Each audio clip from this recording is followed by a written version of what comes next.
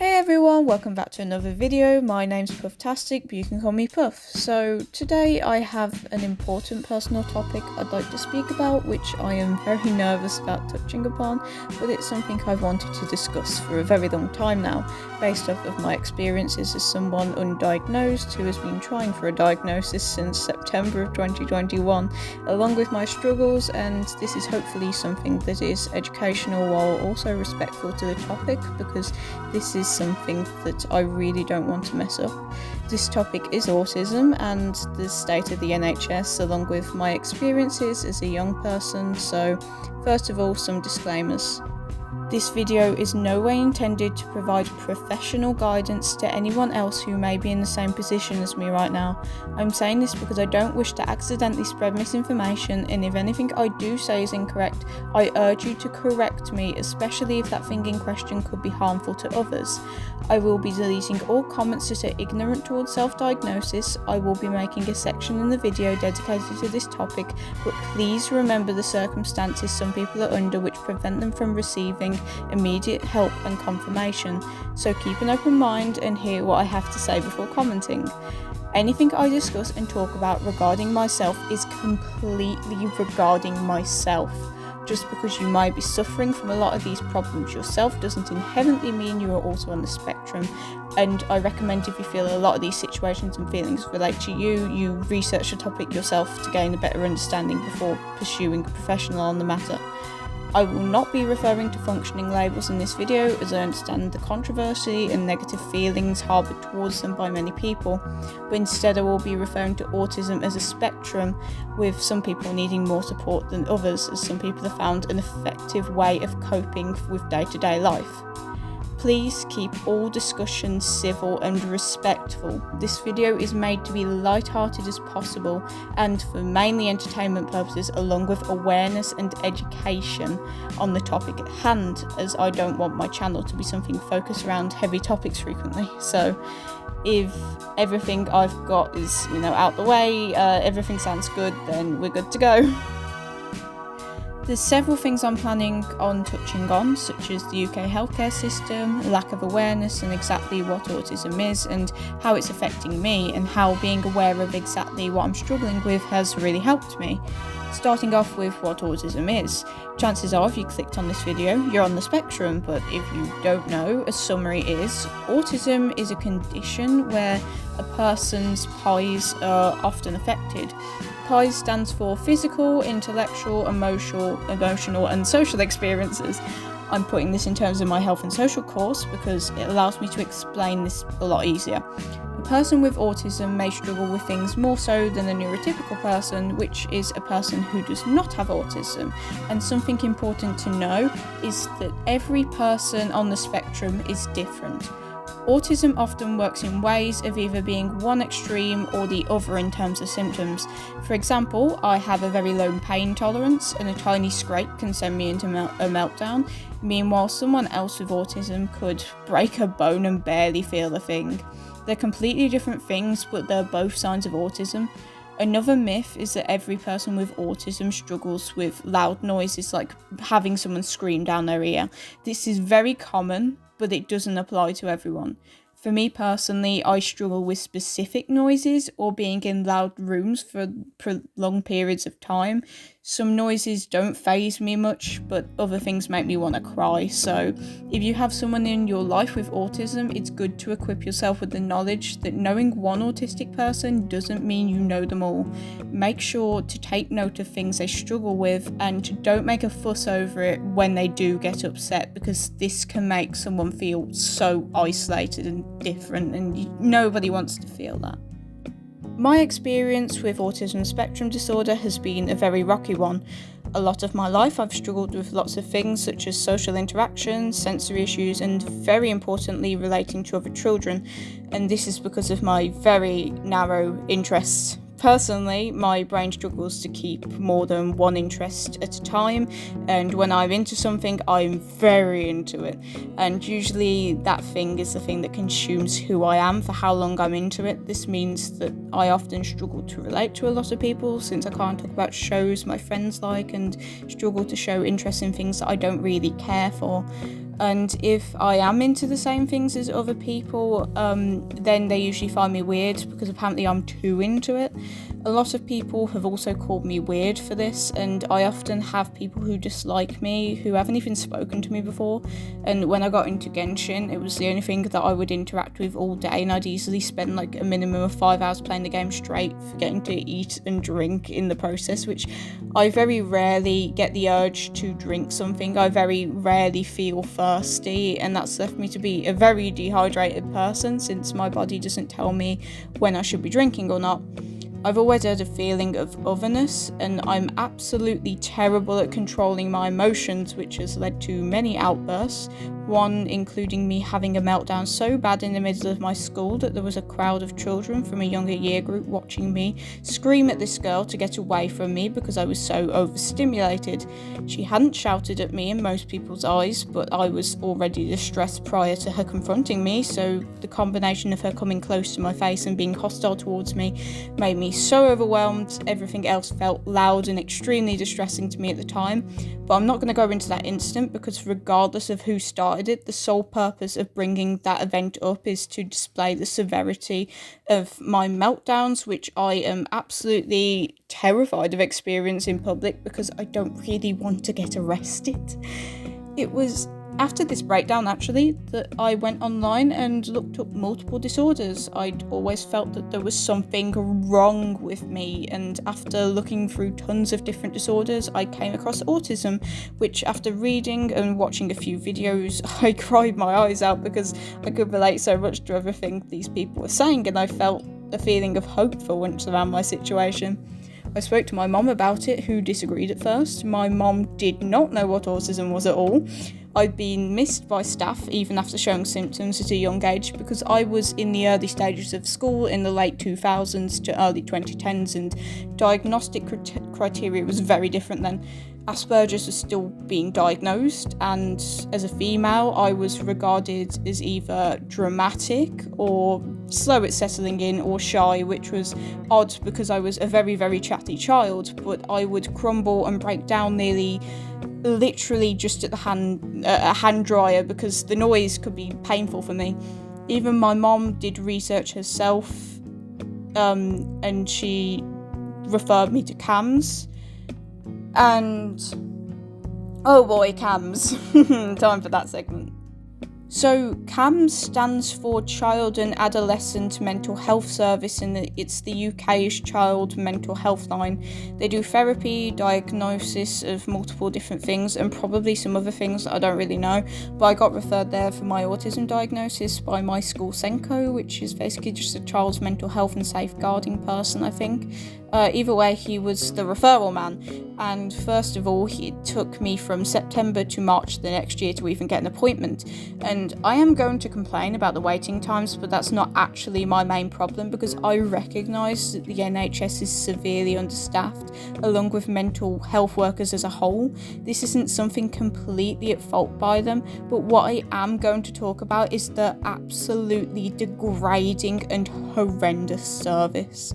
This is not going to be the case for everyone, but in my experience with CAMHS, it has been abhorrent, and I felt completely patronised by the end of it, to the point where I held back my tears. These people have my diagnosis in their hands. Belittling me is the most unprofessional thing they could have done. As soon as I entered, I was asked my name and my age, and I tell you, when I said my age, the smile faded because CAMHS only deals with children up to 16. I'm now on the adult service, I think, and at the time I was 15. Getting a diagnosis is harder the older you are because there's this suspicion that older children will lie to receive a diagnosis, and I was treated like a liar the whole meeting. They tried to pinpoint my problems on anything such as fetal alcohol syndrome, anxiety and depression, which my mom had never had alcohol previous to having me. Giving it to them, they wouldn't have known that, but they also blamed my mom for her age and belittled her for having me at the age of 40, acting like it was her fault. It was just her to blame, apparently. They recognised my symptoms but told me that I was completely capable of looking after myself and that I was very high functioning.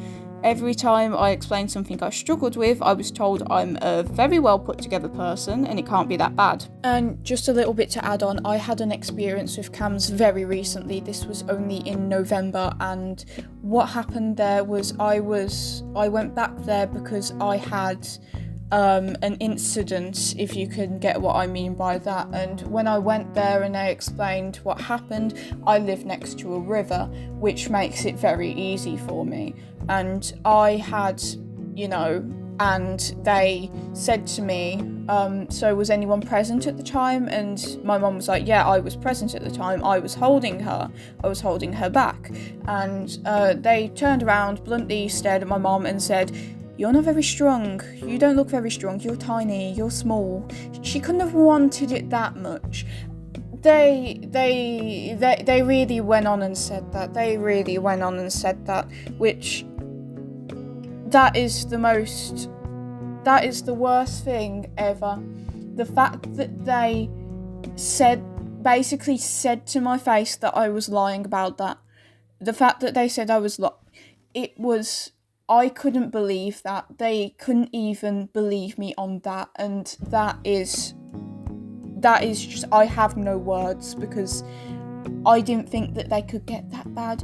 I don't understand how that person is allowed to work in healthcare. I do not want to go back and see that man ever again.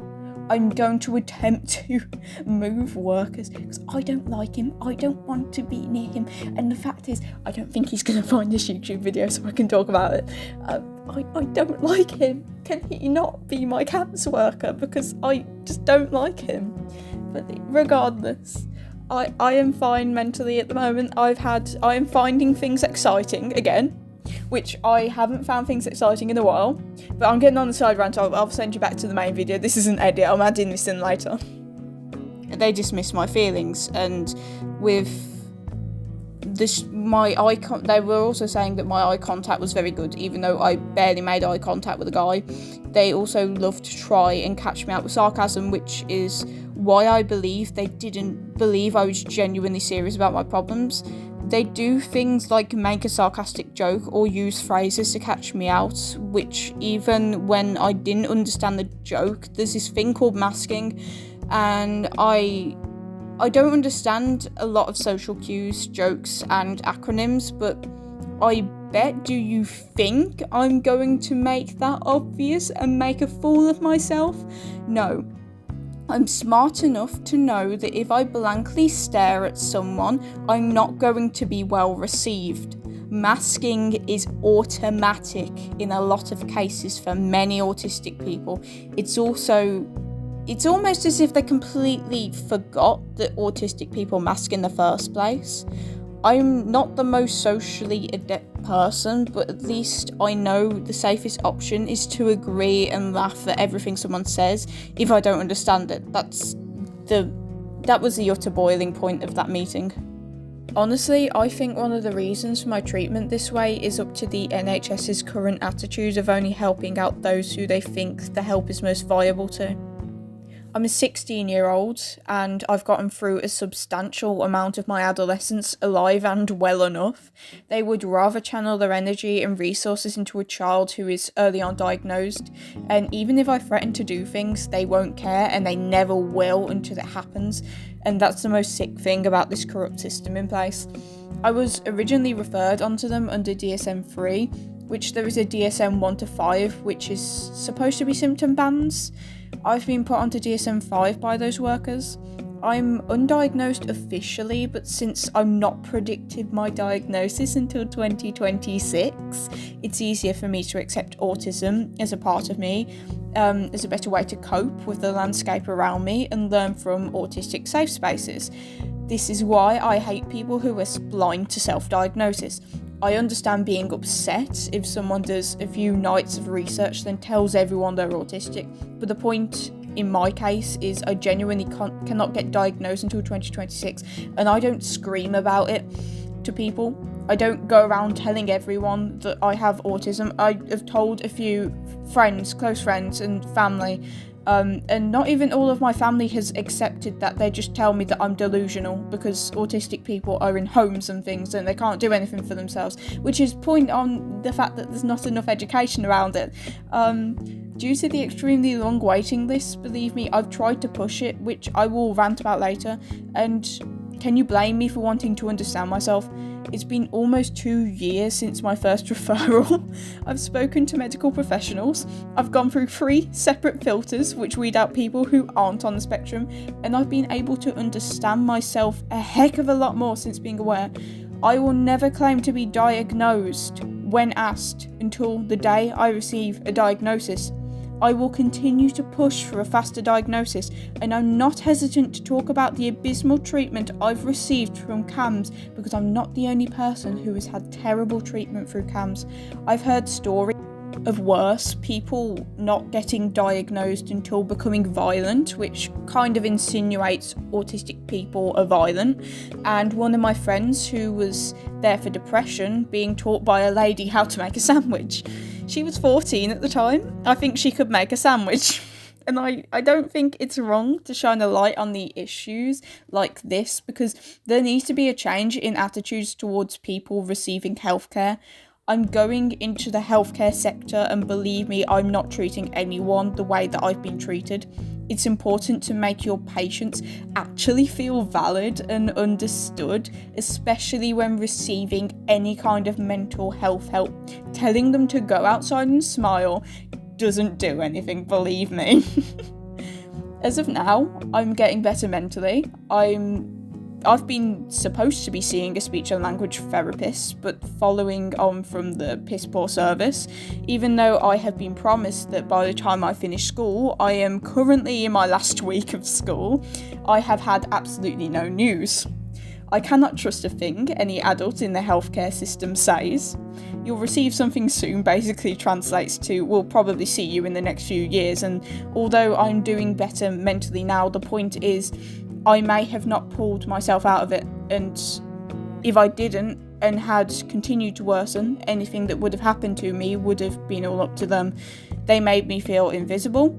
They've made many other people feel invisible, and there needs to be changes and reforms in the system, the social aspect of the system especially, and I'm not stupid. This video is not going to do that in any kind of way, but I at least want to reach others who share experiences of any kind and have others who feel they can relate to me, so that they feel less alone, and that no matter what, just keep pushing through it, even though the NHS is currently crumbling under pressure. Regardless, if it's a diagnosis or mental support or both, like in my case, then there's always support groups out there. There's never anything wrong with pushing for what you deserve and the treatment that you deserve. Keep pushing it with your school or your doctor. Tell them how much it's affecting your life. Tell them how much you need this. Nag them until you get what you want, because in this unfair, unreliable system, we have to fight for what we deserve. And I want you to fight for it, because I'd rather have you fight for it than give up and lose hope and have you possibly gone. If anyone ever needs to talk, I always have DMs open on any of my social medias, and I do hope this video was informed and that you got something out of it. So please comment your experiences and let me know how you're doing. We all need some support in our lives. Go do something you enjoy and drink some water, and I'll hopefully see you next time. Bye!